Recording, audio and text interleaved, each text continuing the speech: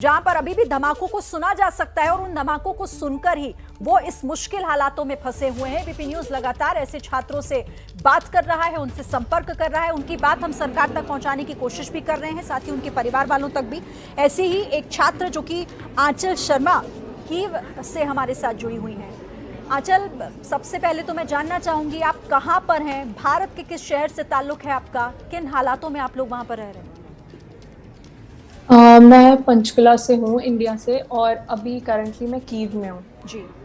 और यहाँ पे बहुत ज़्यादा पैनिक है, बहुत ज़्यादा डर लग रहा है कि हर टाइम क्या हो जाए, बिकॉज हमारे ग्रुप पे एकदम न्यूज़ आ जाती है कि अब ये वाला हमला होने वाला है, फिर कभी सायरन की आवाज़ आती है तो हम एकदम बहुत डर जाते हैं। आंचल, आप अभी हॉस्टल में हैं किसी, या कहाँ पर अभी आप लोग हैं? नहीं, अभी हम फ्लैट में हैं क्योंकि मैं फाइनल ईयर स्टूडेंट हूँ, तो हम फ्लैट में रह रहे हैं। और हमारे बिल्डिंग वालों ने कहा है कि अभी करंटली फ्लैट ज़्यादा सेफ रहेगा किसी बेसमेंट या बंकर के अलावा।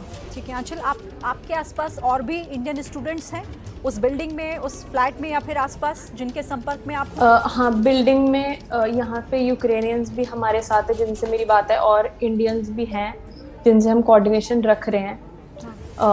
उनसे पूरी बात है कि अगर कोई होता है तो एकदम हमें इन्फॉर्म करें ताकि फिर हम भी उनकी बात सुन के जाएं।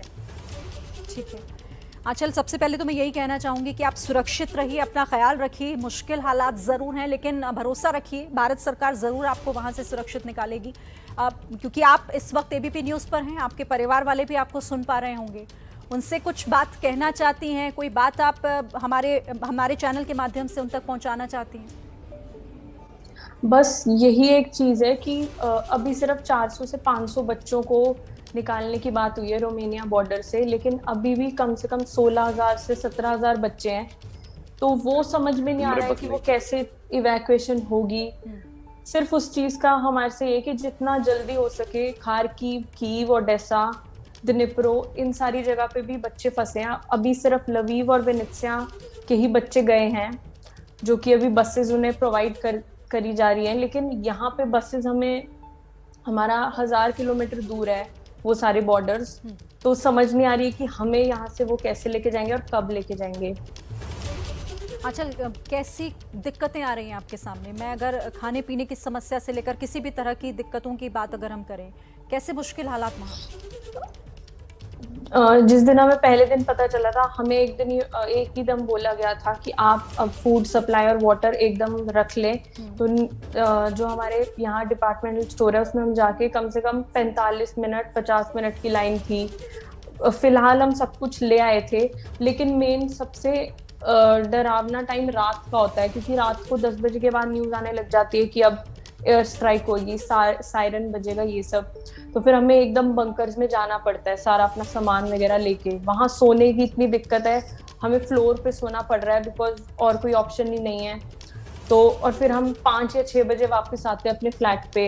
फिर मतलब हम दिन में सो रहे हैं और रात को रात को हम जाग रहे हैं। तो ये कुछ थोड़ी प्रॉब्लम्स हैं जो सब बच्चों को झेलनी पड़ रही है।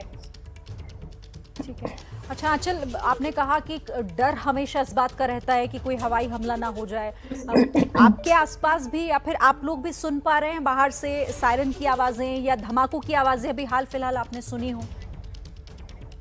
हाँ, यहाँ पे सायरन हमें सुन जाता है। और जिस एरिया में मैं हूँ फिलहाल यहाँ कुछ नहीं है, लेकिन 2-3 किलोमीटर दूर जो मेरी फ्रेंड्स वगैरह से बात हुई, वहां पे उनकी बिल्डिंग के सामने ही रेजिडेंशियल बिल्डिंग पर एक मिसाइल का अटैक हुआ था। ठीक है। और वो पूरी बिल्डिंग के शीशे वगैरह ये सब उनकी फोटोज उन्होंने भेजी कि ये देखो यहाँ पे ये हुआ है। आंचल, आप सुरक्षित रहिए और धैर्य रखिए, जरूर आप तक मदद जल्द से जल्द पहुंचेगी और आप सुरक्षित अपने वतन वापस भी लौटेंगी। फिलहाल आपका शुक्रिया हमसे बात करने के लिए।